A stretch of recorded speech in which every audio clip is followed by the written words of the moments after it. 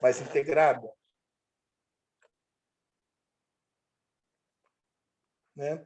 Uma sociedade mais integrada, mais participativa, mais justa, né? Igualitária, independente das suas orientações religiosas, políticas, sexuais, seja lá o que for, da sua cor, da sua pele, do lugar do país que você nasceu, né? Então, a gente precisa se valorizar, né? Esses dias, conversando com o pessoal de Tocantins, né? E eu, assim, eu fico encantado com o sotaque, né? Eles devem achar nosso sotaque engraçado também, né, Marli? A gente tem esse sotaque meio paulista aqui, que a gente está acostumado com ele, né? Eu falo assim, com Não, certeza o eles meu falam é assim, muito melhor do que o deles, que é piracicabano, tá bom? aquele caipirão raiz, né, Marli? Porta, martelo, né? Nós vai, nós volta, bom, né? A gente é assim, né? Mas é essa variedade, né? Eu acho o Brasil um país tão interessante, né? Porque por mais que nós temos essa variedade, né? Essas cores, essas nuances, nós falamos a mesma língua, né? Nós falamos a mesma língua, nós compartilhamos dos mesmos gostos, curtimos as mesmas coisas, né? E quando eu vejo um sotaque igual que eu escutei de algumas meninas, de alguns meninos aí, eu acho muito bonito porque, né, é um sotaque que mostra a nossa diversidade, né? Você vai para Curitiba, é um sotaque. Você vai para Fortaleza, é outro. Você vai para qualquer lugar do Brasil, tem. Aqui no estado de São Paulo tem várias nuances de. Né? Eu lembro que eu conheci uma psicóloga fazendo um concurso uma vez, e ela falava um carioquês, assim, cheio de passarinhos na boca, né? E eu jurava que ela era carioca. E ela era de Governador Valadares, Minas Gerais. E eu descobri que em Governador Valadares eles falam carioquês lá, eles falam com sotaque de carioca. Então, existe dentro de um próprio Estado essa variação, né, de entonação da nossa língua, que continua sendo a mesma. É isso que é interessante, né? Então, a gente tem que estar pensando nisso, né? Nós temos que ser um elemento de união, de integração e de compreensão e de acolhimento, né? Então, não cabe a nós participar de movimentos ou situações fragmentárias, né, que dividem, que por mais que você não concorde com certas questões, temos que tomar cuidado, porque quando a gente está lidando com uma pessoa que já está fragilizada emocionalmente por questões, né, das suas patologias, das suas dificuldades, das agulhas que a vida lhe deu, nós não podemos correr o risco de influenciar de forma, né, negativa ou colocar essa pessoa do ponto de vista que eu acho correto. O ponto de vista que eu tenho que defender é tornar meu paciente o melhor que ele pode ser. Algumas pessoas sempre reclamam assim, falam, mas o meu pai, a minha mãe. Eu falo, olha, a sua mãe e seu pai foram os melhores que eles puderam ser. Se eles pudessem ter sido melhores do que eles foram, eles teriam sido, né? Freud coloca, nós devemos todas as nossas neuroses aos nossos pais. Mas ficarmos nela é uma opção da gente, né? Eu tenho que ter essa percepção. Quando o paciente chega e pergunta, Paulo, quando é que eu vou melhorar? Quando eu começo a sentir diferença? Quando eu começo a melhorar? Agora. Quando você começou a entender que você precisa de uma ajuda. Já começou um processo de mudança na tua vida. Quando eu percebo que não vai ser num livro, que não vai ser numa situação lá à toa, que eu preciso me conhecer. Quando eu descubro que não é a minha esposa, o meu pai, o meu filho, o meu patrão, o meu irmão, os meus amigos que são o problema, mas talvez a forma que eu lide com do jeito que eles são, né? Eu me torno muito mais, eu me abro para uma possibilidade de mudança e retomo o caminho da evolução. Nós fazemos isso. A Melanie Klein fala o quê? No processo terapêutico, você escuta a história do paciente, da agora até o passado dele. Você vem e vai. E ela fala, e nesse movimento de ir e vir, do aqui para lá e de lá para cá, é que você, o terapeuta, consegue perceber em que fase do desenvolvimento esse indivíduo está preso, está fixado ou está regredido. Porque quando eu descubro isso, psicodiagnóstico interventivo, o pessoal do oitavo aí já vai perceber isso, né? Quando eu descubro em que lugar do tempo e do espaço da existência desse indivíduo ele está fixado ou regredido, eu consigo entender que mecanismos dominam aquele período de tempo. Olha só, o inconsciente é atemporal. Eu estou com quase 52 anos, mas às vezes, diante de uma situação emocional muito, muito angustiante, eu recorro a um procedimento comum a 2, 3 anos de idade, 4 anos de idade, ou adolescência, talvez. Então, eu preciso descobrir, porque se eu lidar com esse paciente como se ele tivesse 52 anos nessa hora, eu não vou entender as nuances dos quadros que estão manifestando naquela patologia. Quando eu lido com psicótico, é assim, né? Eu trabalho sempre o ponto de fixação dele. Eu tenho que trabalhar com aquela linguagem que ele possa entender. Mas ele tem 50 anos, Paulo, mas ele não tem a maturidade emocional de um homem de 50 anos. Ele está fixado numa fase pré-edipiana, 2 anos a menos, né?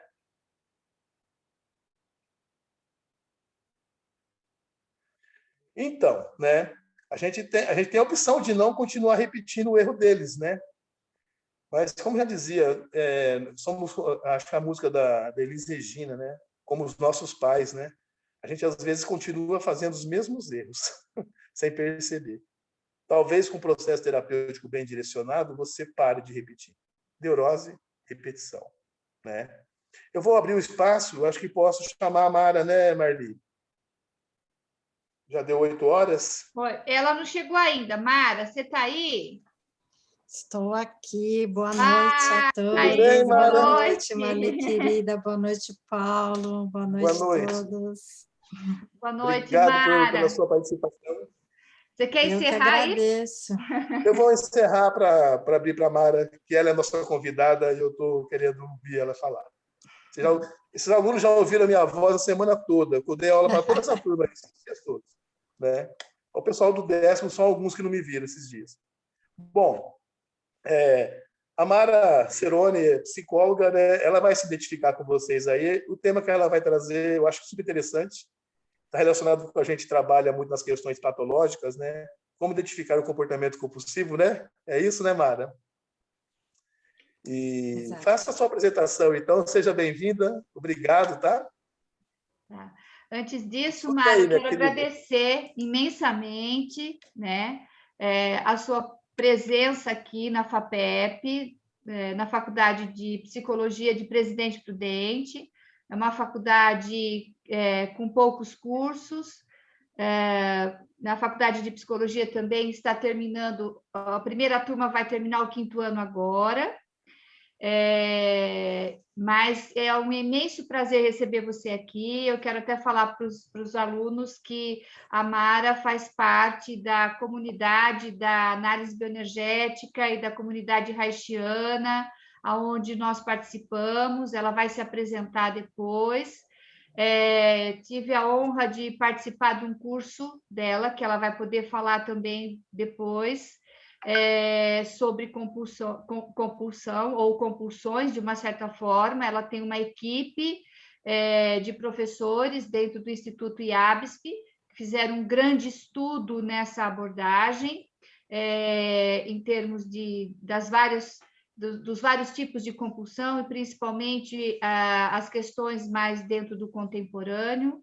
E foi uma honra estar com a Mara lá, com toda a equipe, uma pessoa extremamente capacitada dentro da psicoterapia corporal, muito respeitada dentro desse estudo. Então, é com muito prazer que eu te recebo, Mara, aqui. Fico feliz que você tenha aceitado o nosso convite, né? Quase que de última hora, mas foi muito bom. E parabéns pelo Dia do Psicólogo, né? Parabéns para todos nós. Então, seja muito bem-vinda. Eu falei muito bem de vocês ontem para o 1º e 2º termo, onde eu dei aula, então eles estão bastante atentos, estão atentos e querendo estar muito aqui com você. Eu acho que é um assunto que está abordando as nossas clínicas, para quem já é formado, porque aqui tem psicólogos formados também. E, principalmente, os alunos do 5º ano, eles estão entrando na questão de estágio, né, na clínica social. E se deparando muito com essa questão da compulsão, né? Principalmente com álcool e droga. Então, em função disso, também foi lembrado, quando nós tivemos essa discussão nos estágios, imediatamente eu lembrei do seu curso, da sua fala e da sua experiência. Então, é um enorme prazer ter você aqui, seja bem-vinda, e acho que os alunos vão ter a possibilidade de ver numa outra linguagem, ou na sua linguagem, essa questão da compulsão. Muito obrigada, uma boa noite, uma boa palestra. Eu gostaria que você se apresentasse. Tá bem, Marli, obrigada pela essa apresentação tão carinhosa, obrigada pelo convite, Marli, Paulo. É uma honra também estar com vocês, né? Essa primeira turma que se forma, né? Então, poder participar desse momento tão especial, né? Que eu acho que quando a gente vence uma faculdade de 5 anos, tão difícil de fazer, quando eu fazia a faculdade, eu me lembro bem que falávamos, né, a cada aula que tínhamos e conhecíamos uma patologia nova, eu e os colegas diziam, mas eu sou isso, eu sou isso, eu sou isso. A gente se vê muito nos pacientes, isso causa muita angústia. Então, eu acho que, assim, fazer psicologia é para os bravos, né, para os corajosos, porque não é fácil, não é só uma profissão, né? É uma maneira também de você se rever e se ajustar e se desenvolver como ser humano em paralelo a desenvolver técnicas e tudo isso, né? Então, eu tenho profundo respeito pela nossa profissão, enfim, e amo muito o que eu faço. Bem, me apresentando um pouquinho, como a Marli já iniciou, eu me formei, na sequência eu já iniciei uma especialização, lato sensu, em análise reichiana. Era um curso que existia no SEDES, que durava 3 anos. Então, virou quase uma residência médica, né? Que eu me formo e depois fico mais 3 anos estudando para ter um título dentro de uma abordagem, o que me foi e me é muito útil, né? E eu uso muito na minha clínica e nunca imaginei que eu fosse trabalhar com dependência química, não era essa a minha pretensão. Quando eu fiz psicologia, minha intenção era trabalhar com crianças autistas, né? Isso que me levou a cursar. E eu trabalhei de fato, mas depois, por um acaso do destino, eu fui trabalhar numa clínica de internação. E aí eu trilhei um caminho onde estou até hoje, né? Não trabalho mais em clínica, mas trabalhei muitos anos, né? Fui coordenadora de clínica e tudo mais, e depois fui buscar uma especialização em stricto sensu, né? Fui fazer o meu mestrado na Unifesp em neuropsicologia e independência química, né? Então, eu tenho alguns anos aí de prática. E esse é um assunto mais do que atual, porque a dependência química, ela tem uma especificação dentro das compulsões, né? Porque o álcool e as drogas alteram a consciência, né? Sendo que as outras compulsões a gente não tem essa interferência química, né? Nesse desequilíbrio neuroquímico. Então, a gente tem esse particular. A gente pode colocar também num quadro compulsivo o uso de drogas lícitas, né? Que são os medicamentos, que também é muito alto, né? É muito alto o consumo. Bem, eu pensei em trazer aqui para vocês, né, uma ideia geral sobre o que são essas compulsões, tanto que o título é Como Identificar, né, uma dinâmica compulsiva, e depois eu posso até abrir para uma outra pergunta no sentido específico de álcool e drogas. E para fazer disso, né, também uma noite um pouco mais lúdica, eu quero começar mostrando um videozinho para vocês. Na verdade, é um curta que foi premiado, e a partir desse curta eu vou introduzindo a temática da compulsão enquanto conceito, enquanto como lidar, qual é a clínica disso, né? Então, eu vou compartilhar com vocês a tela, eu espero que vocês... Opa, peraí que...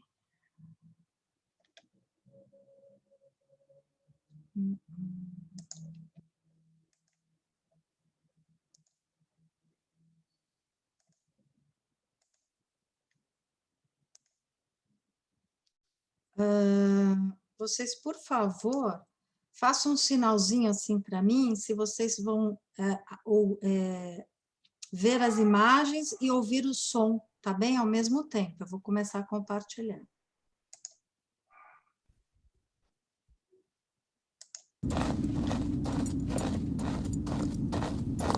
Ok. Estamos ouvindo o som e a imagem. Obrigada.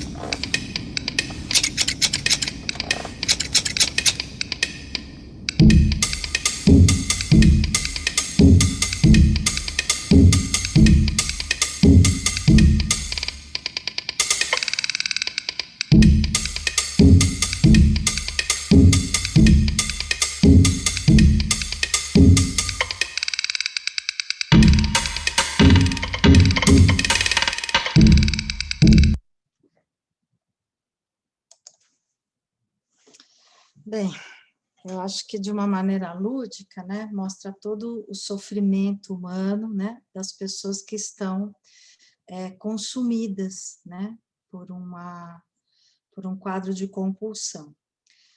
Então, a gente consegue ver bem, isso se aplica demais, né, principalmente o uso de drogas e álcool. A pessoa, ela não consegue parar, ela já está em sofrimento, ela se sente como que arrastada por aquilo, né? Então, mesmo caindo no abismo, acho que é essa analogia desse curta que é muito boa, ela levanta, mas aquilo é mais forte do que ela mesma, ela não consegue ter o controle, e aí parece que há um chamado para uma recaída e para retomar essa questão compulsiva, né? Então, a compulsão, gente, a grosso modo, é uma passagem ao ato, sem intermediação da consciência. A compulsão, ela diz respeito a todo o comportamento que a gente desenvolve de uma forma robótica, quando a gente vira robô, né? E se a gente fizer uma pesquisa rápida, inclusive atualmente, né, na internet mesmo, sobre quais são as principais formas, né, de compulsão atualmente, para vocês terem uma ideia, o álcool e drogas não entra nas 10 primeiras. Não entra. Então, temos muitas outras ocupando esse lugar, né? E uma delas, inclusive, se chama nomofobia, não sei se já ouviram falar, que é a compulsão ao uso de celular, né? Smartphone, computador, enfim, por conta das redes sociais.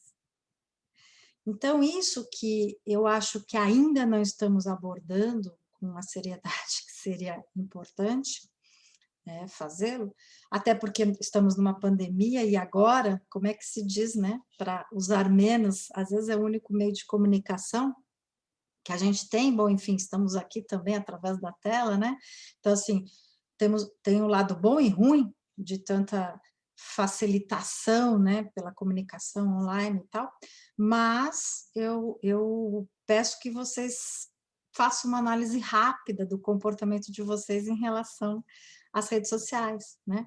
Eu tenho vários pacientes me dizendo que, assim, eles não conseguem fazer mais nada, nem mesmo assistir um filme, porque no meio do filme, deixa eu ver se alguém postou alguma coisa, deixa eu ver, só dar uma olhadinha rápida. E essa olhadinha rápida, às vezes, demora 3 horas, né? Então, tem uma paciente que relatou essa semana que, quando ela percebe que ela está só passando o dedo pelo Instagram e vendo nada, né? Se passaram 3 horas. Né? Então, isso é sério, porque nós estamos sendo consumidos, né, num ato sem consciência.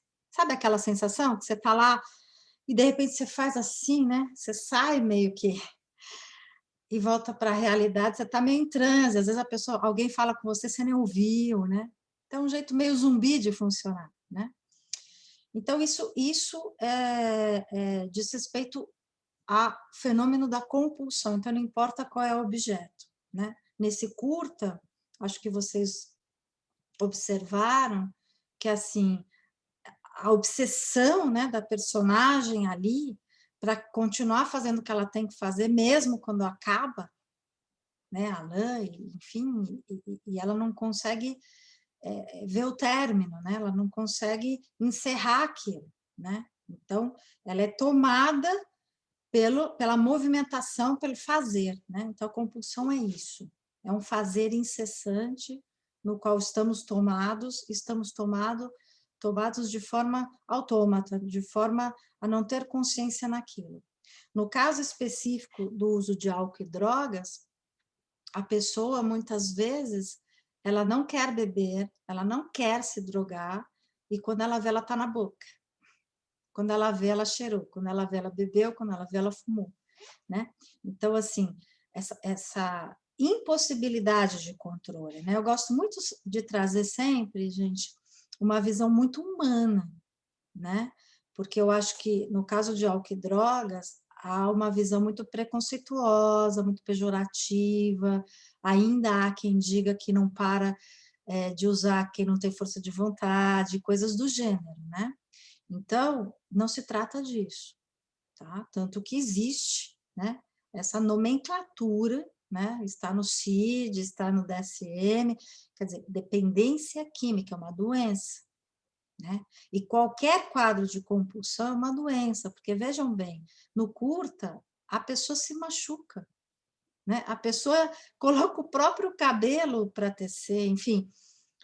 E mostra também um fenômeno que se chama deslocamento de compulsão, que, como a Marli disse, a gente tem um curso só para isso, a gente aborda esses temas e essas variações. O deslocamento no caso do curta, eu não tenho mais as agulhas para tricotar, mas essa tesoura, esse barulhinho, opa, já vou fazer outra coisa compulsiva aqui, que não é o tricô, sei lá, o que ela vai cortar ali, né?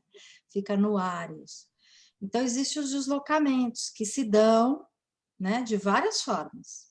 Então, por exemplo, em quadros de compulsão alimentar, né, onde a pessoa às vezes se submete a uma cirurgia bariátrica, uma intervenção e tal, essa compulsão migra para jogo, por exemplo, vocês já devem ter ouvido falar disso, para o consumo de álcool, que também é bastante comum, para sexo compulsivo, que é uma outra compulsão também forte, que a pessoa coloca o próprio corpo, né, a serviço de uma descarga que não acontece, a serviço de uma busca de algo que não encontra, né? É um sofrimento muito grande quem sofre de compulsão sexual e que se vê em situações bastante promíscuas, né, de falta de cuidado de si, enfim, e não consegue parar, né? Então, na minha clínica, eu tenho todos esses quadros, às vezes eu tenho várias compulsões no único paciente, né? E aí a questão não é tratar, não, eu vou tratar o uso da cocaína, e depois eu vou tratar o transtorno alimentar, depois eu vou tratar a compulsão sexual. Não, eu vou tratar o indivíduo, eu vou tratar esse sujeito adoecido, né? Eu estava ouvindo no rádio hoje uma música que eu gosto muito, eu não sei se vocês conhecem, que é do Iggy Pop, que é Candy, né? Candy, Candy. E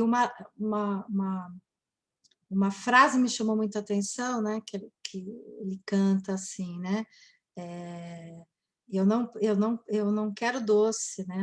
Eu quero amor. Eu não preciso de doce, eu preciso de amor, né? Então, pode ser uma analogia, né? Doce como droga, vocês sabem bem, mas assim, o caminho para tratar a compulsão, para tratar esta pessoa que se abandonou, é o caminho da conexão e é o caminho do amor nesse sentido, né? Do amor próprio, né? E do amor próprio que ela só vai receber na relação com este terapeuta, né? Que é este lugar que ocupamos, né? Hoje eu recebi parabéns de alguns pacientes, tão bonitinho, e uma paciente me disse assim, muito obrigada por deixar os seus problemas de lado para cuidar dos meus. Né? Porque a gente tem na profissão essa entrega, né? A gente tem na profissão essa proposta, né? Desse encontro mesmo de alma, esse encontro humano, e na abordagem corporal a gente está lá com a presença do nosso corpo e com as expressões do nosso corpo sem nenhum tipo de, vamos dizer assim, de impedimento, né? Nós não temos nenhuma necessidade de bloquear ou de não expressar uma emoção, algo que o meu rosto está expressando. Então, na abordagem corporal, isso é integrado na dinâmica, né? Que para os compulsivos é muito bom. Por quê? Vejam, se eu estou falando de uma desconexão, se eu estou falando de uma pessoa que está agindo de uma forma autômata, que está agindo como um robô, como se fosse um corpo sem alma, né? Vamos dizer assim, pensando na psique como alma mesmo, como que eu faço para trazer essa pessoa a habitar esse corpo, né? Ser dono da própria casa, a segurar o timão desse barco que está à deriva? Como que eu faço? Né? Trazendo humanidade, trazendo presença, trazendo para a relação comigo. Eu aqui, ser humano, com você aí, com este problema. Você não é este problema. Este problema te tomou, este problema te consome, você está sendo consumido no consumo, mas este não é você.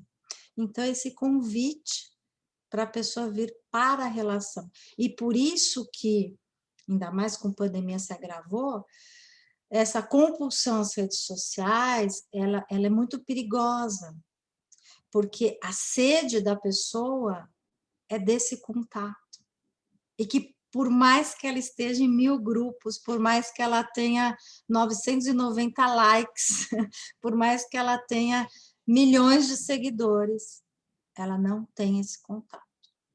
Ela não tem e não vai ter. Não é? Então, a gente está vivendo um momento drástico, né? Drástico, porque assim, eu não sei o quanto vocês estão em contato com isso, mas eu tenho uma notícia praticamente por semana de um adolescente que se suicida, né? Porque a mãe tirou o jogo, não faz mais sentido a vida, porque não pode, né? Então, e pulou do prédio, e cortou o pulso, e tomou remédio, enfim, né? E é uma coisa horrorosa, né? É uma coisa horrorosa porque, assim, nós somos responsáveis, como sociedade, por esses adolescentes e por essas crianças, né? Então, tem algumas coisas que são precursoras, por exemplo, do uso de álcool e drogas.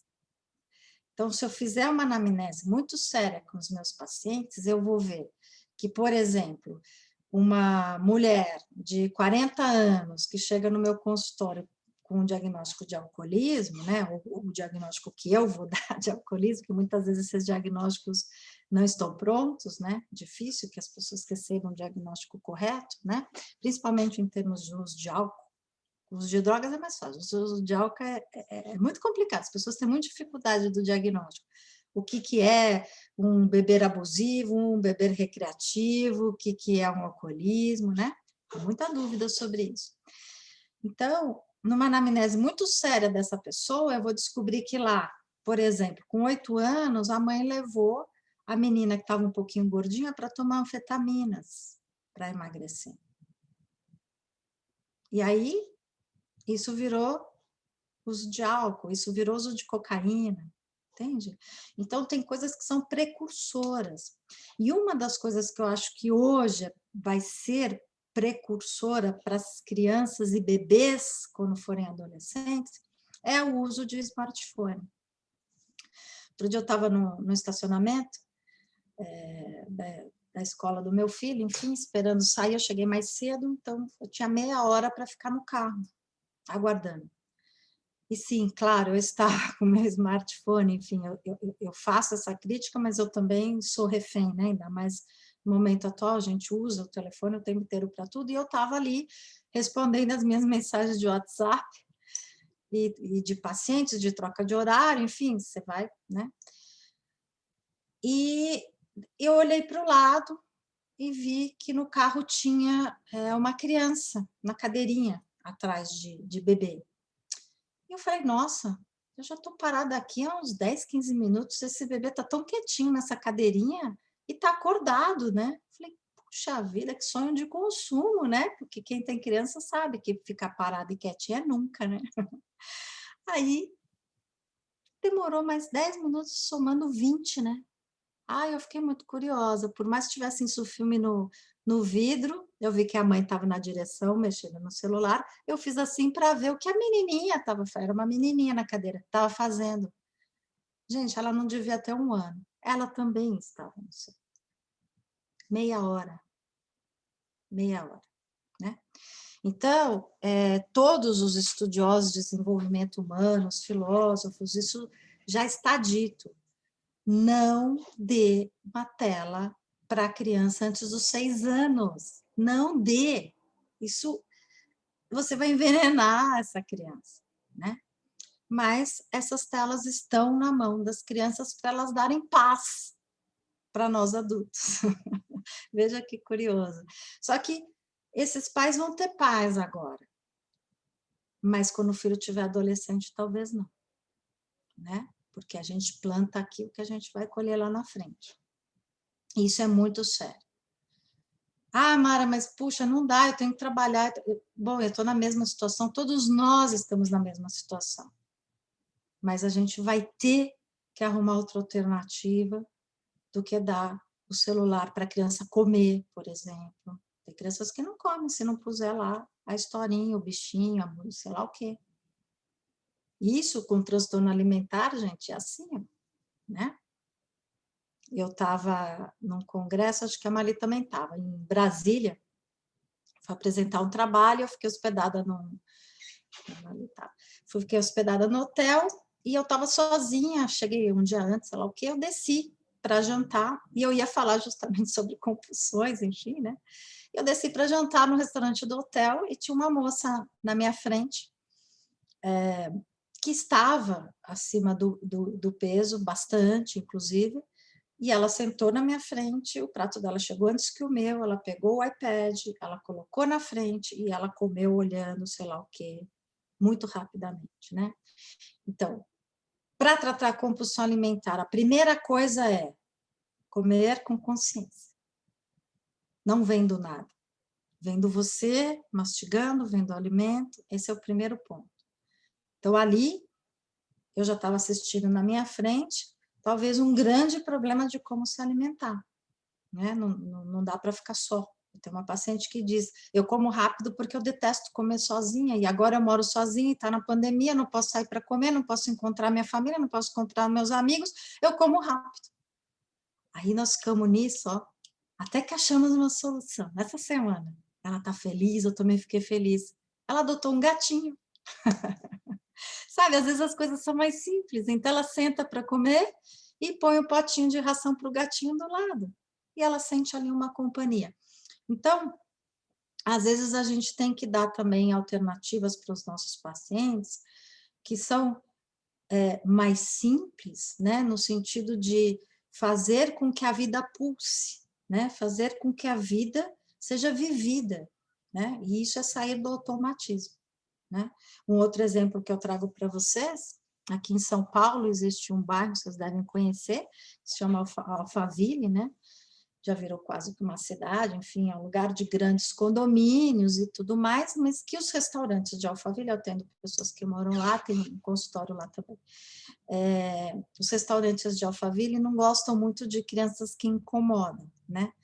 E ao invés deles terem medidas, vamos dizer, mais drásticas, como os franceses, né? Os franceses aceitam os cachorrinhos nos restaurantes, mas as crianças não.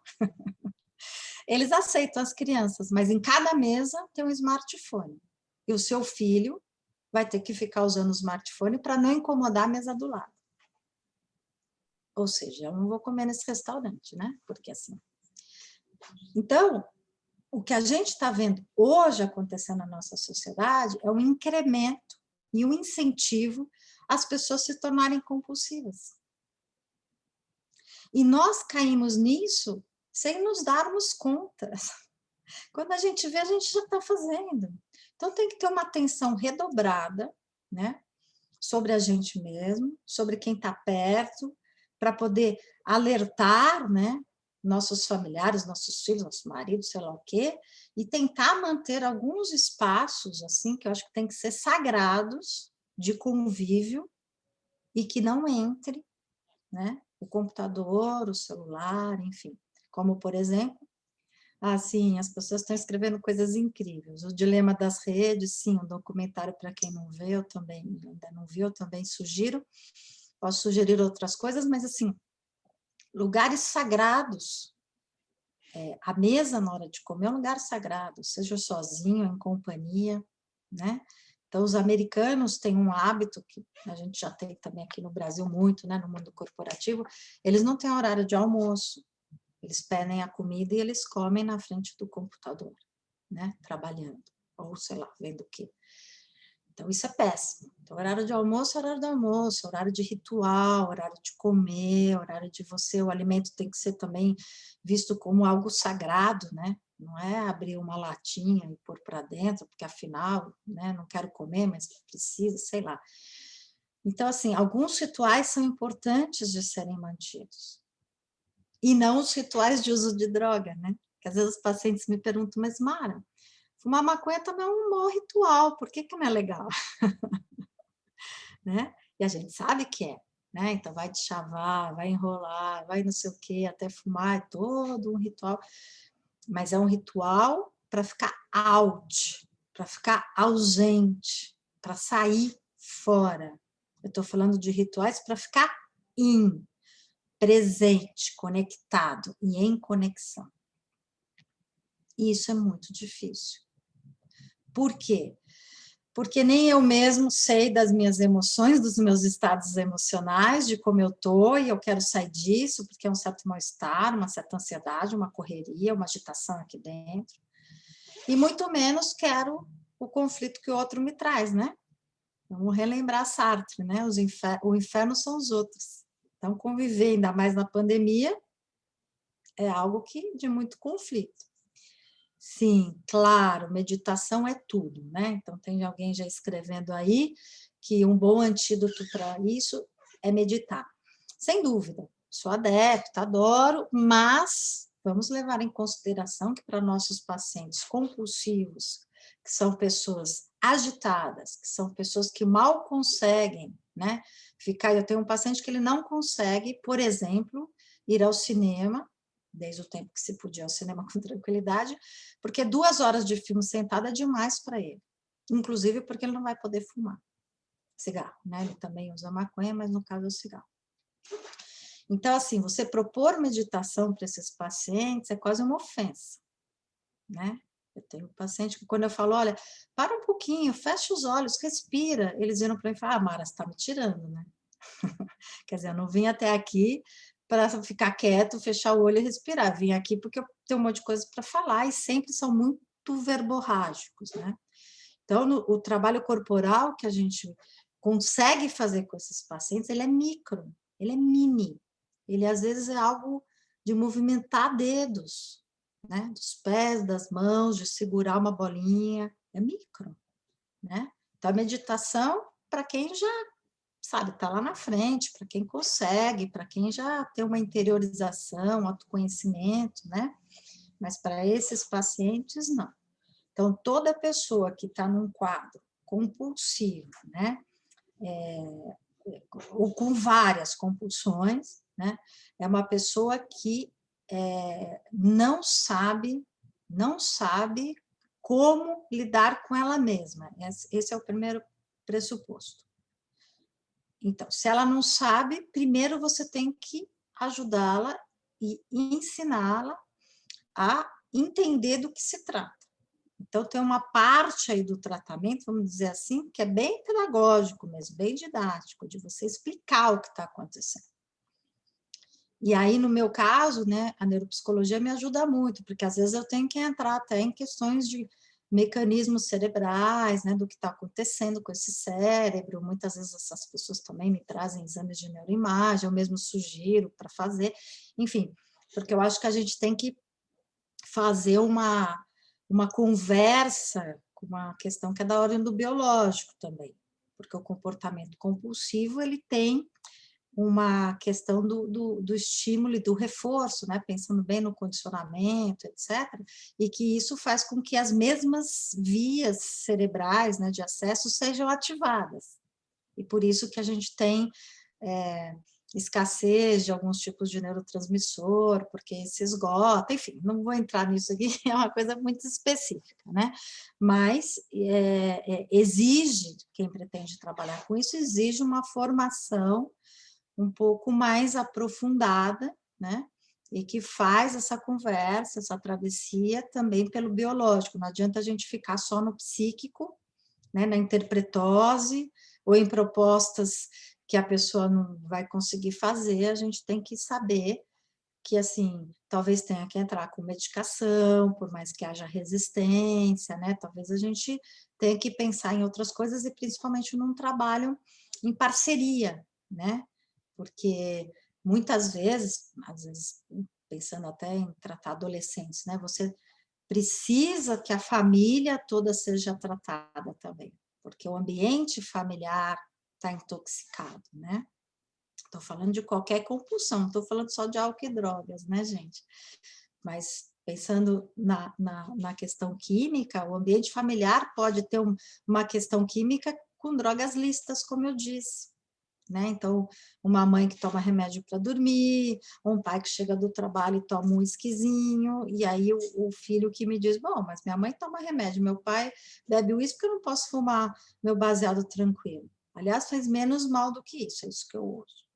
Que também é um ponto que no nosso curso a gente fala muito de desmistificar essa questão da cannabis, né? Porque o canabidiol virou medicamento, então às vezes as pessoas leigamente acham que fumar maconha não faz mal, que é natural, enfim, muitos mitos, né? Tem que ser, a gente tem que sempre levar informação também para as pessoas, por isso que eu digo que tem um espaço aí do tratamento que é psicopedagógico mesmo, né? Você tem que levar informação, você tem que explicar, você tem que ensinar, para depois talvez entrar em análise, né? Tem que a gente respirar, conter nossas expectativas, enfim, para poder ajudar estas pessoas. Mas, assim, o que eu quero trazer para vocês é que, assim, estas pessoas estão em sofrimento intenso, intenso, seja qual for a compulsão.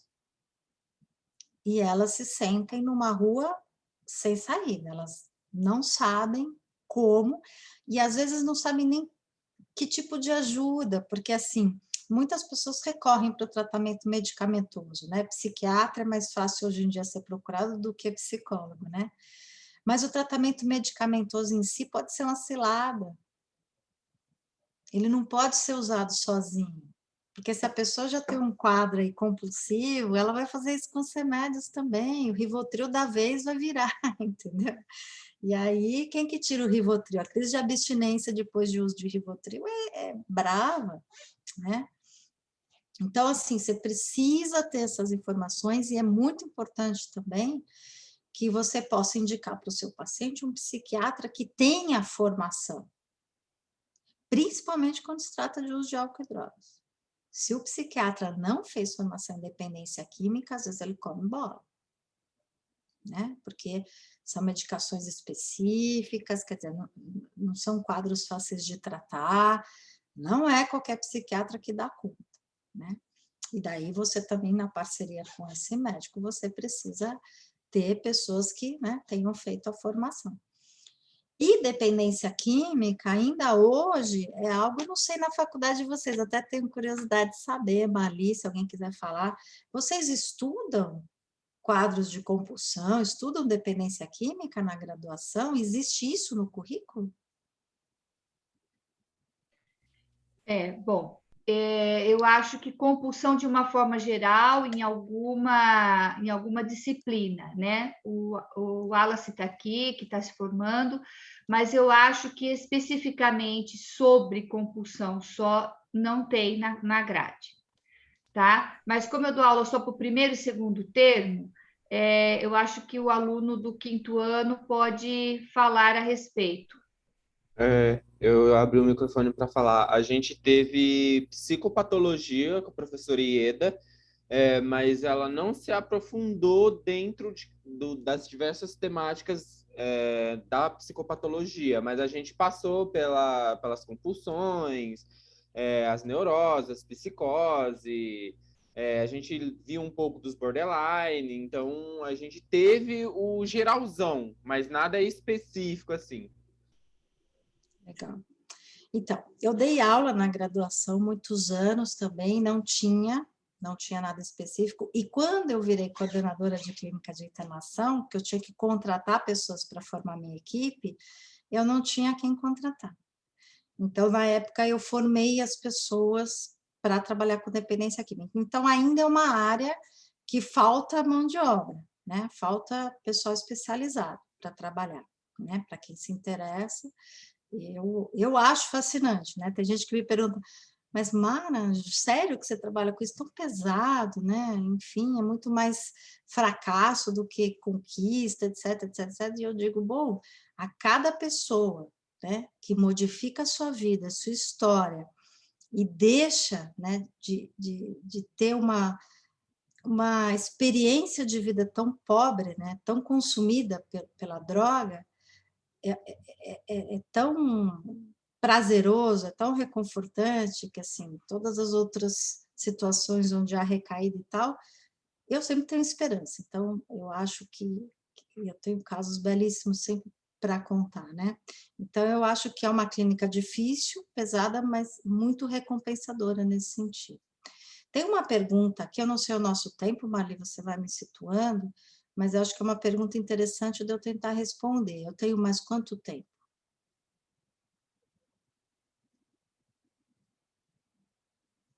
Você está com Ali, o o microfone. desligado. Sei lá, mais uns 20 minutos, pode ser? Tá, ótimo. Então, a pergunta é o seguinte. Deixa eu só colocar para você algumas coisas que eles escreveram lá, ó, né? Deixa eu colocar aqui as pequenas coisas mais importantes da vida. Tem um domínio, deixa eu ver onde é que está aqui. Tem diminuído. E se você quiser dar uma olhadinha, né? Tem as pequenas coisas mais importantes da vida, tem diminuído até mesmo o comer na mesa e etc., né? Em família, acho que quis dizer isto, né? O José Nilton colocou, lembrando da atitude de algumas pessoas molhando a chupeta da criança na cerveja, inocente ou não, mas não é saudável. Tinha uma pessoa que falou que substituiu o cigarro, né, quando parou de fumar, pela comida, né? Parou uma compulsão. Eu precisei fazer tratamento para parar de fumar, parei com o cigarro, mas comecei a comer. Aí falam também da propaganda do cigarro, tem, que mais aqui? As pequenas coisas. O Gabriel falou do documentário, né? O Dilema das Redes, a meditação, que você já falou. Aí tem o Rafael Lima, que escreveu: acho importante esse retorno aos estados naturais das vivências, o excesso de vinculação à virtualidade, fragmenta o ego, sem grounding, com descarga atencional obsessiva em comportamentos nocivos. O Rafael é meio haitiano, então ele tem uma linguagem... Aí tem a Márcia Teixeira, que fez a pergunta: existem níveis de compulsão? O viciado em crack é diferente de um fumante de nicotina? O nível de busca pela serotonina, prazer, é a mesma? Essa pergunta que eu pensei em responder, que eu acho ela muito importante. Tá, ok. Então, primeira delas, né? Existem níveis de compulsão? Às vezes, essa pergunta também ela pode ser feita na seguinte forma, né? Como eu identifico, né, se esta pessoa está adoecida pela compulsão, né? Ou, como eu disse, essa pessoa que bebe, ela é alcoolista ou ela só bebe em excesso, né? Então, no caso do alcoolismo, existem muitos trabalhos, inclusive dando intensidade, o tempo que a pessoa fica sem beber ou não, etc., para caracterizar um alcoolista e tal. Eu prefiro coisas também mais diretas. Então, é o seguinte: tudo que você fizer na sua vida, que de repente começa a ocupar muito espaço, e você faz outras coisas pensando que depois você vai fazer esta uma, é um nível já de compulsão comprometedor. Ou seja, eu vou trabalhar a semana inteira, mas sexta-feira eu vou tomar um porre, porque ninguém aguenta trabalhar tanto assim. Né? Final de semana, se eu não beber, eu não me divirto. Ou como o Curta mostrou, né? Eu estou tão tomado pela compulsão que, por mais que eu queira parar, vira uma guerra, vira uma luta, né? Ela vai e quebra a agulha de tricô e, enfim. Então, eu não relaxo, não é? Eu não consigo ter prazer e relaxar numa postura onde eu não precise desse objeto, seja ele qual for, da compulsão. Então, esse é um indício de que a compulsão está instalada. Então, assim, nós podemos ser, talvez, pouco compulsivos no sentido de nos darmos conta e dar uma freada, vai? Podemos, porque não estamos ainda nesse automatismo onde eu falo não consigo.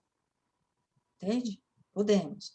Mas a cada vez que eu tenho consciência de que eu estou ficando compulsivo e freio isso, eu não estou justamente entrando num nível onde esse controle não é mais possível, tá certo?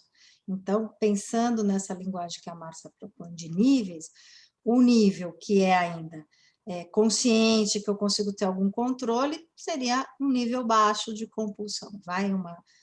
Eu tenho consciência sobre a compulsão, então ela não vai habitar como dona da minha casa, ela não vai mandar em mim, vamos dizer assim. A partir do momento que eu já não... A hora que eu vejo, eu já fiz, eu não quero fazer e faço, ou seja, não sou eu mais que estou no controle, certo? Não sou eu que estou no comando. Então, esse seria o nível patológico aí da compulsão que precisa realmente de ajuda. Um viciado em crack é diferente de um fumante de nicotina? Não, não é diferente. É a mesma coisa, em termos de compulsão, né? Mas o resultado e a dificuldade em deixar uma coisa ou outra é diferente. Então, eu sou ex-fumante. Então, como alguém falou, né? Parou de fumar, começou a comer. Quando você para de fumar, você tem que colocar outra coisa no lugar. De preferência, exercício físico. Se você fizer a mais, talvez te traga menos prejuízo do que você, por exemplo, comer em excesso, que daí você não, né, não consegue dosar também. Mas a crise de abstinência da nicotina e a dificuldade em parar a nicotina, com certeza, né, são menores do que a crise de abstinência de um crack e a dificuldade de parar o crack. E também por um fator importantíssimo, o crack é uma substância que altera a minha consciência. A nicotina não, a nicotina é um estimulante. Eu posso fumar um maço de cigarro como eu fazia, mas eu continuo consciente e lúcida sem nenhuma alteração da minha consciência. O crack não, eu fumei uma pedra, eu já estou... né? Então, há uma diferença aí muito grande em termos de resultados, de efeitos, de crise de abstinência, de possibilidade de interrupção de abstinência e tudo mais. A outra pergunta é, o nível de busca pela serotonina e prazer é a mesma? Qualquer compulsão é uma tentativa de administrar um desprazer. É muito diferente de falar que é uma busca de prazer, percebe?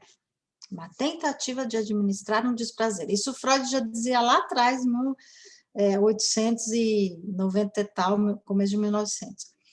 Por quê? Porque são questões, a compulsão ela fala de um estado onde você volta para uma fase, segundo Freud, né, a fase mais autoerótica. Eu costumo falar no curso de uma fase sensorial, né? Eu queria incluir uma nova fase aí, né? Não começaria pela fase oral, que a psicanálise propõe, eu começaria pela fase sensorial. Já falei até para nós, bioenergéticos, criarmos isso, sabe, Marlene? Porque a gente precisa escrever e produzir também novas contribuições teóricas, né? Então, essa fase sensorial que é muito precoce na vida de todos nós, então, é uma fase que a gente busca o prazer pelo corpo, como o nome diz, né? Pelos aspectos sensoriais, e aí é como se houvesse uma fixação aí, né? Então, eu passo a viver situações de desprazer, de conflito, de angústia, e eu não sei como lidar, então eu fico ali, porque o uso de drogas, principalmente, é extremamente sensorial, né? Eu quero só ter sensações, né? Então, assim, o prazer que se supõe, né, haver no uso de drogas ou de álcool é um prazer fictício, né? Os próprios pacientes dizem, o prazer foi na primeira pedra só, depois o resto é só sofrimento. O prazer foi quando eu comecei a beber, agora eu bebo e passo muito mal. O prazer foi quando eu fiz tal coisa, mas depois é só sofrimento, não é mais busca de prazer. Então, espero que eu tenha te respondido, Márcia. Se ficou alguma dúvida, você aparece aí de novo. Bom, que mais? Aceita com... José Nilton, acho que ele trabalha um pouco nessa parte também de ambulatórios, ele fala assim, aceita a condição de dependência química, vem sempre a negação. Eu não bebo todo dia, somente final de semana, ou se bebe o que não consumiu na semana, enfim, acho que faz uma troca, né? Aí a Simone colocou, eu comecei no crochê para substituir alguma coisa nas mãos, mas hoje não faço crochê, mas parei com cigarro. Né? Que ótimo. E aí o Paulo diz, os compulsivos demoram a entender sua doença, demorando assim a receber orientação psicológica, já com graves prejuízos orgânicos. E a Márcia falou que você respondeu, agradeceu. Ótimo. Concordo com essas colocações e por isso que eu trago para vocês essa importância, né, de explicar esse aspecto psicopedagógico, você poder, às vezes, dizer para o seu paciente que ele não sabe do que ele sofre. Muitas pessoas vêm me procurar, não porque elas estão falando da compulsão, elas vêm me procurar por outros motivos, é que eu acho a compulsão no meio do discurso, aí eu puxo esse fio, percebe? Então, assim, rapidamente falando, Maria, que eu sei que eu já estou no meu tempo, eu tive um paciente que me procurou para dizer que Você pode continuar, nós temos, você que sabe o seu tempo aí, viu? Os alunos estão acostumados, então ele segue, mas vê o seu tempo. Não, eu vou já parar também. Ele veio me procurar para dizer que ele, enfim, estava achando que ele estava exagerando na bebida e tal, e que, na verdade, ele tinha uma questão séria com a ideia de se relacionar com as mulheres e tal, e veio me procurar por isso. Mas, na verdade, ele era um cara extremamente compulsivo sexualmente, mas extremamente, a ponto de ser agressivo, a ponto de se agredir. E quando isso pôde aparecer, porque isso eu percebi logo nos primeiros encontros, mas tem coisas que a gente percebe e ainda não dá para falar, né? Foi aí que começou realmente a análise, né? Então, eu acho que, assim, a gente vai dando as informações para que a pessoa possa, né, tomar a consciência de qual compulsão é, de que quadro é, e do tanto que ela precisa de ajuda. E isso, às vezes, fica subjacente. Então, os quadros de compulsão, eles não aparecem de cara. Os únicos que são bem descarados são as pessoas que usam drogas. Isso é bem descarado. Por isso, para mim, é muito fácil de lidar. Eu prefiro tratar, costumo dizer isso, as pessoas se chocam em aula. 1000 vezes uma pessoa que usa crack do que qualquer outra substância. Porque não há dúvida, entendeu? Não tem como disfarçar, não tem a negação do alcoolismo. É crack, entendeu? Deu ruim, não dá para disfarçar, a vida complicou. E aí é possível a pessoa tomar a consciência e pedir ajuda e trabalhar. Eu tenho vários casos de pessoas que entraram em abstinência, que se tornaram pessoas brilhantes, recuperando toda a sua capacidade cognitiva, porque diferentemente, aqui é a última coisa que eu vou falar, porque é spoiler do curso, diferentemente do álcool e da cannabis, crack, cocaína, não deixa sequela, tá? Não deixa, os danos são reversíveis. Cannabis e álcool, os danos são irreversíveis. Isso é uma diferença gritante também. Gente, convido vocês, quem quiser, né, Mali, gostar do assunto. Esse assunto que você acabou de falar aí, que começou e que todo mundo falou, como assim? A maconha não faz mal, né? Como Não. assim? Maconha faz mal, Paulo. E como assim? Nós ficamos assim de boca aberta no curso e ela foi explicando, né, dando os artigos científicos, hoje, artigos americanos comprovando. Então, assim, é algo que é bem contemporâneo, estudos ótimos e que nos deixa assim bem amparados cientificamente nessa questão. Né? Então, Mara, pode terminar aí a sua colocação. Então, eu ia só deixar o convite para vocês, para quem quiser fazer o curso. Esse segundo semestre não vamos dar, que estamos com uma pessoa na equipe que vai, infelizmente, passar por uma intervenção cirúrgica, então nós vamos suspender esse semestre, mas no ano que vem teremos, e vamos lançar o 2, viu, Marli? Já estamos há 5 anos dando o curso 1 sobre compulsões, nós vamos lançar o 2. Então, quem se interessar, eu convido, geralmente as turmas são ótimas, porque as pessoas estão afinadas, né? Se integram muito rapidamente, e a gente consegue trabalhar tirando dúvidas, eventualmente fazendo alguma supervisão de caso específico para quem, enfim, já atende e tudo mais. E eu agradeço muito, agradeço aqui o que vocês estão escrevendo, as palminhas e tudo mais, porque Estão falando é um excelente, feedback. ótima palestra, Mara, aqui, ó, né? Os casos de pessoas que fazem redução de estômagos e começam a beber, né? Operam estômagos, né? Colocou lá. Tem outras que estão falando muito interessante, estou amando, aula magna, aula, né? A linguagem dos universitários aqui, né? Mas que são, todo mundo gostou. A Márcia escreveu que está compulsiva pela aula. Né? Nós somos compulsivos a estudar, né? Devemos reconhecer isso também, né? Então, existem compulsões que podem ser direcionadas para coisas boas. Mano? Pois é, a gente pode pensar que tem um fator que é positivo, né, Paulo? Então, me perguntam aqui também alguém se eu tenho Instagram. Gente, eu tenho Instagram, porque eu fui meio forçada a fazer, a única rede social que eu tenho, porque eu dei muitas lives, né, nessa pandemia e era pelo Instagram, mas assim, se vocês olharem lá, quase que eu só posto, por exemplo, postei o post daqui, só coisas da profissão mesmo, por quê? Porque o tempo que eu tenho livre, gente, eu não estou em rede social. Eu estou com a minha família, eu estou com os meus livros, eu estou com o meu animal de estimação, eu estou com o meu filho, porque é isso que eu priorizo. Então, eu trabalho muito, né? A Marli sabe, final de semana eu estou dando aula, estou trabalhando. Então, o tempo que eu tenho livro, eu não quero ficar presa em rede social, porque eu, como qualquer outra pessoa, eu já tentei, quando eu fiz Instagram, eu fiquei maluca, porque assim, quando eu vi, realmente ia passar de 1 hora, eu estava ali olhando, sei lá o quê. A gente se perde, uma coisa puxa a outra. Isso é um playground, é uma montanha-russa que a gente... É fácil perder o controle, é muito fácil, né? E você se ausenta das relações, vamos dizer, reais para ficar nas virtuais. Então, eu me recuso, e o tempo que eu tenho livre, eu estou fazendo as coisas que eu estou elegendo como prioridade. Talvez até por uma deficiência minha de fazer tanta coisa ao mesmo tempo, por meu tempo ser tão curto.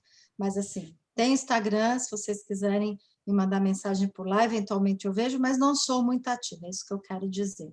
Eu posso deixar também meu e-mail, meu Pode WhatsApp, deixar o e-mail, enfim. eu posso digitar aqui. Pronto, a Marli põe, quem quiser tirar dúvida, eu respondo. Você quer colocar aqui como o curso chama, como chama o curso que nós fizemos, as compulsões? Quer que eu escreva? Ou você quer escrever no chat? Você, Marli, você escreve o curso, eu ponho o meu e-mail, tá bom? Tá. No Coloca seu e-mail WhatsApp. aí. Tá bom. E é onde eles podem. O site do IABSP também, né? Isso. Marli, o César levantou a mão, acho que ele quer perguntar para a Mara. Tá. Ô César, pode falar. Tá me ouvindo? Estamos ouvindo, César. Perfeito. Na verdade, eu tenho 3 perguntas, e uma é relacionada à questão que você falou, de um indivíduo, por exemplo, que está fazendo tratamento para parar, né, com o vício dele, com a compulsão dele com o uso de, por exemplo, crack, e um outro indivíduo que tem a compulsão por fumar o cigarro. No caso, você fez ali a comparação de uma droga que altera, né, a consciência da pessoa e uma que não. Durante esse processo de tratamento, quando o indivíduo passa pela abstinência, tem uma diferença muito gritante entre um indivíduo que usa essa droga, que altera a consciência, e o outro que não? O que usa uma droga que altera a consciência, ele pode ter algum tipo de psicose, ele pode ver coisas, ouvir coisas? Como que isso funciona? Sim, dependendo da substância, a alucinação visual auditiva é comum, né? Cada substância você vai ter um quadro de sintomas de abstinência completamente diferente, né?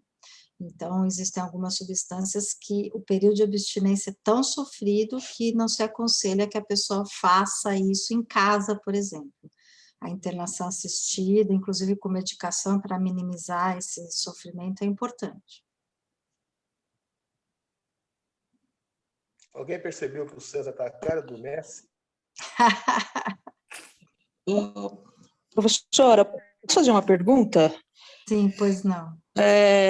A sua linha é haitiana, né? Pelo Sim. que você se apresentou.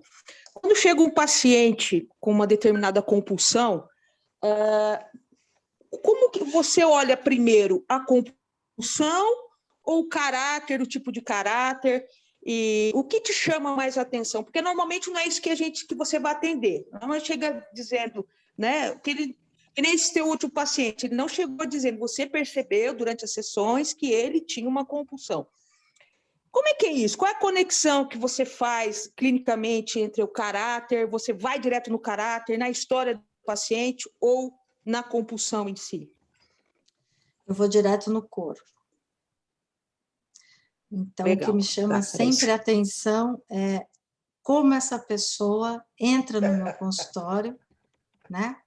Como é a expressão corporal dela, facial dela, a respiração dela. Isso é a primeira coisa como haitiana que eu olho muito atentamente, né? Tanto que os pacientes às vezes falam para mim, Mara, porque toda vez que eu mexo as mãos, você olha para as minhas mãos, né? Enfim, eu sempre estou olhando o corpo em movimento. E a segunda coisa que vai aí, vamos dizer assim, validar a minha observação corporal é a história. Então, eu sempre faço uma anamnese muito cuidadosa, eu sempre quero saber detalhes, porque às vezes a pessoa passa batida em coisas que são muito importantes. O que menos me interessa é o caráter. Amei.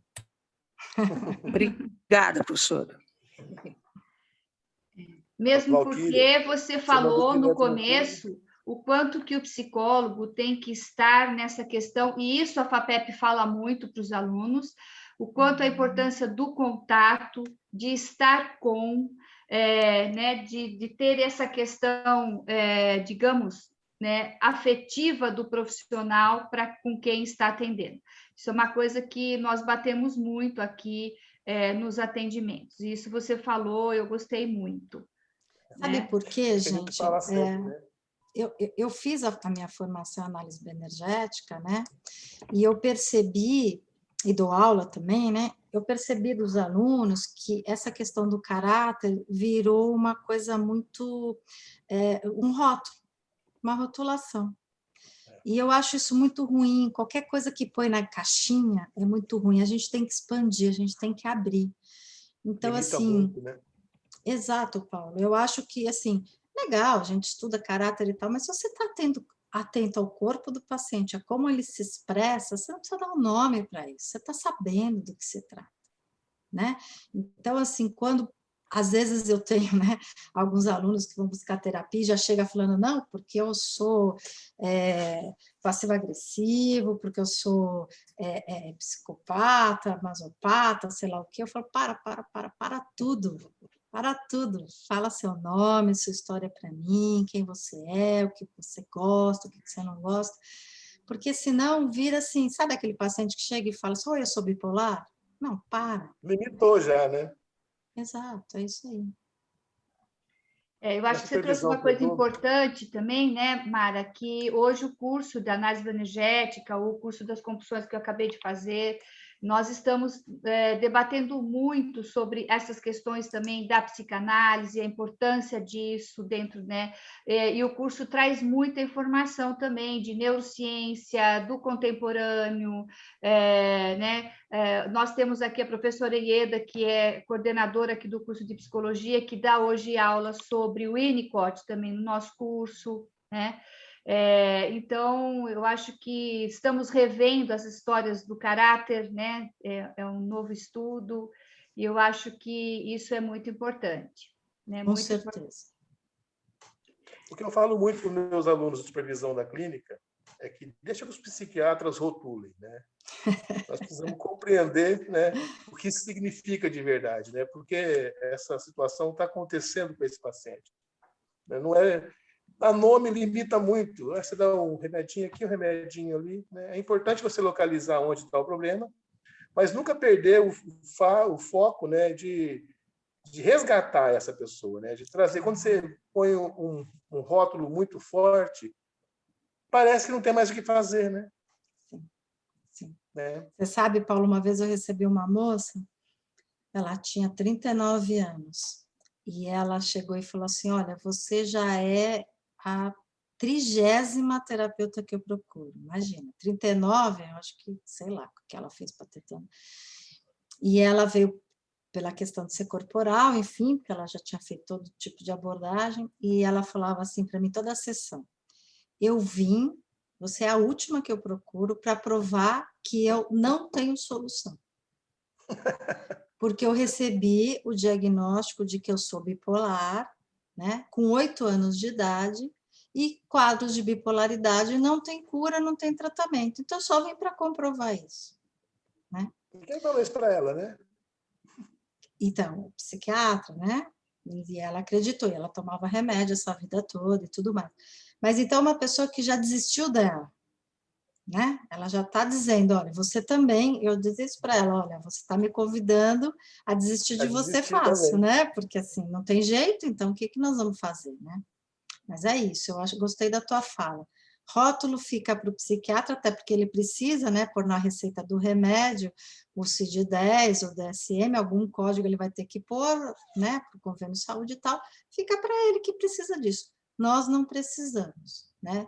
E nós precisamos cada vez mais disso que eu chamo de humanidades, de contato, de relação, de presença. O ser humano está sentindo falta de outro ser humano. É essa, né? Essa realidade é esse o ponto, né? A famosa empatia, você poder realmente fazer um grounding de olhar, sabe? De estar ali com a pessoa, de estar disposta a ouvir, a receber o que ela tem para trazer, né? Então, isso está cada vez mais saber, raro. Né? Que você se importa com ele, né? Claro. Ontem, na supervisão, eu falei isso. Falei, você se preocupe em escutar a história, entender o contexto, não se preocupe em rotular, não se preocupe em diagnosticar, isso depois a gente vê, né? Porque o diagnóstico geralmente vem errado, né, Mara? Ele vem equivocado, né? Claro. Você tem que refazer o diagnóstico, não é uma coisa fácil de fazer. Né? E o paciente já vem rotulado. Esses dias na supervisão, semestre passado, antes das férias, uma aluna já chegou assim, a paciente já chegou falando que ela tem TAG. E eu dei um branco, falei, TAG? Porra é essa, né? Falei, transtorno de ansiedade generalizado, já tem apelido, né? Fica tão íntimo da doença, né? Que, eu tenho TAG, eu tenho TOC, como se fosse uma coisa assim, né? Ficou fashion. É fashion, Paulo. Fashion, tá bonito hoje, né? Eu lembro que eu tenho 52 anos, então sou de uma época que eu lembro que as pessoas me tragam as pílulas, né? Porque era chique tomar pílulas e fazer psicanálise, fazer análise. Eu vou para minha análise e tomava as pílulas, né? As novelas tinham isso, né? Muito, né? As pílulas, que eram bolinhas mágicas, né? Há pouco, não muitos anos, para esses alunos faz tempo, eles nem ouviram isso, mas nós vimos o Prozac surgir, né? Claro, o Prozac que era a pílula mágica da felicidade. Né? Nossa, agora sim, né? Descobrimos a cura de tudo, né? E hoje virou balinha, fluoxetina, assim, ela, né? É bala. Na verdade, acaba tendo a compulsão das medicações, né? Eu vou abrir para o César fazer a última pergunta para a gente poder ir para o encerramento. Ok? Deixa eu falar uma Professora, eu também quero fazer. A Adriana levantou a mão aqui, alguém mais que o César estava com a mão levantada, então fala, César, depois levantem a Adriana depois fala. Deixa o César falar e a Adriana fala. Você, no caso, falou do transtorno bipolar e falou, né, que tem pacientes que já vêm, né, com esse rótulo dado. E, enfim, eu não vou nem entrar em comentários acerca das aulas que a gente tem na faculdade, mas existe uma forma desse paciente não precisar de medicação? Ou aquilo lá é de fato necessário porque o psiquiatra falou, por causa dos neurônios e por causa de blá, blá, blá? Ou não? Existe uma forma desse sujeito não necessitar daquela medicação para não sofrer um surto, para, sabe, ter uma vida que a gente chama, né, de normal? Olha, eu acho que psiquiatra nem fala muito em neurônio. Quem vai falar muito mais em neurotransmissor, em neurônio, é o neurologista, né, que também medica bastante. Mas, assim, são casos e casos. Por exemplo, a primeira pessoa que eu tratei com síndrome do pânico, uma moça de 20 e poucos anos, que ela ia praticamente todos os dias ao pronto-socorro, porque ela achava que ia morrer, tinha sintomas, etc. E eu comecei a trabalhar com ela e ela disse, eu me recuso a tomar medicamento. E eu falei, uau, né? Síndrome do pânico, achando que vai morrer todo dia, pronto-socorro. Como é que a gente vai fazer, né? Eu falei para ela, o máximo que eu posso te atender 2 vezes na semana, eu não tenho horário para te atender mais, porque eu acho que era melhor você vir aqui todo dia do que ir para o pronto-socorro todo dia. Mas vamos tentar, eu vou na sua, né? E eu trabalhei com essa moça 3 anos. Ela não teve mais nenhum episódio de síndrome do pânico, né? Que geralmente se trata com medicamento, né? Eu nunca tinha ouvido falar de ninguém com síndrome do pânico que pudesse ficar bem sem medicamento. Então, isso também é muito relativo. Agora, síndrome do pânico é uma coisa, bipolaridade é outra. E como o Paulo falou, que eu concordo, os diagnósticos às vezes vêm enviesados. Então, você precisa saber muito bem quem é o paciente na tua frente, para você também não comer bola, né? Então, eu não sou do tipo que acho que tem que ir para o psiquiatra a todo custo e que tem que tomar remédio, mas eu também não vou ser negacionista no sentido de que às vezes o remédio é necessário e principalmente para não precipitar um surto onde a pessoa possa pôr em risco a própria vida ou a vida de outra pessoa. É complicado a nossa função nisso, né? Teve um semestre que a gente começou as aulas, eu falei sobre isso. Eu falei, olha, a gente não deve entrar nesse campo da medicina, que isso cabe ao médico, né? Não é a nossa área. A gente não pode estar orientando o paciente a ter uma postura anti-medicação, porque o seu psiquiatra também, a gente tem que partir do princípio que esse médico também é uma pessoa, um profissional capacitado, gabaritado, né? E muitas vezes aqui na nossa cidade temos psiquiatras excelentes, né? Que encaminham, inclusive, para a terapia posteriormente, né? Então, não é nem nossa alçada, né, Nara? A gente ficar se metendo em questões de medicação. Agora, se o paciente está melhorando e ele vai conversando lá com o psiquiatra e vai, igual aconteceu essa semana, o paciente hoje falou que a médica dele já diminuiu bastante, já está fazendo um desmame, porque ela percebeu uma melhora. Ele está com suporte terapêutico, está com suporte. E a médica, por conta, já vai diminuindo também, porque eles não têm essa medicação ad eterno, né? Antigamente tinha os médicos que tinham essa visão de sempre, mas hoje também a gente tem que pensar que eles também estão participando desses cursos, né? Da IEDA participa, da Marli. Hoje a gente tem médicos em todas as áreas e eles estão vindo muito para a área da psicologia também, entender esse funcionamento, né, do ser humano de uma forma mais completa, né? E é difícil, né, por conta da própria formação positivista que a medicina tem, né? Ok. Então vamos lá, Adriana e Bruna, aí a gente encerra, ok? Adriana, quer falar? Tá aí ainda, Mara? Adriana? Sim. Oi, Mara. Tá me Oi, ouvindo? Adriana, tô, sim. Tudo bem? Bem, Primeiro, Adriana. quero agradecer. Essa palestra está sendo agradabilíssima, muito enriquecedora. E voltando ao assunto da empatia, todo mundo fala que empatia é estar no lugar do paciente, no lugar do próximo, né? Então, na realidade, hoje, no dia do psicólogo, na minha opinião, empatia é você se colocar no lugar do outro, como pegar na mãozinha dele e caminhar com ele, né? E você tem muito disso, pelo que eu percebi, quando você disse que quer saber o porquê, né? Ele veio até você. Então, esse ponto, quando você disse da empatia, você não só se coloca no lugar dele, eu acredito que você pega na mãozinha dele e vai junto com ele. Então, você está de parabéns e obrigado por esse aprendizado de hoje, viu? Obrigado mesmo, gratidão.